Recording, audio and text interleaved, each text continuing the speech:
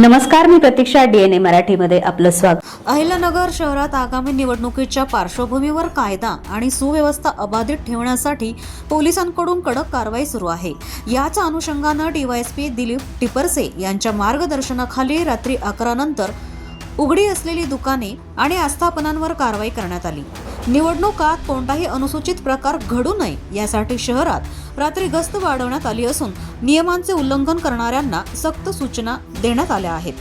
मी दिलीप टिपरसे, उपविभागीय पोलीस अधिकारी अहिल्यानगरचं आपल्या सर्वांना आवाहन करतो की 15 डिसेंबर 2025 पासून माननीय निवडणूक आयोग यांनी अहिल्यानगर महानगरपालिका क्षेत्रामध्ये आचारसंहिता लागू करण्यात आलेली आहे.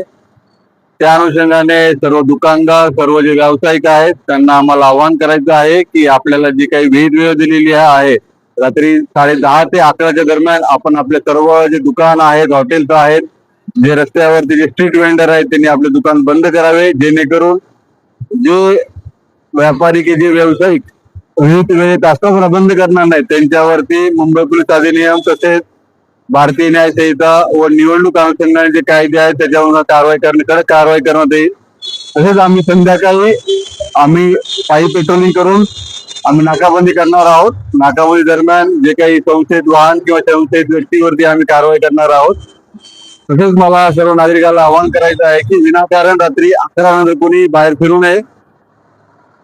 जे कोणी विनाकारण बाहेर फिरतील त्यांच्यावरती पोलीस प्रशासनातर्फे कडक कारवाई करण्यात येत आहे.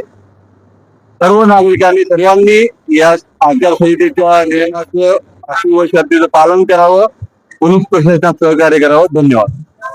प्रतिनिधी मुंतजीर शेख, DNA मराठी, अहिल्यानगर.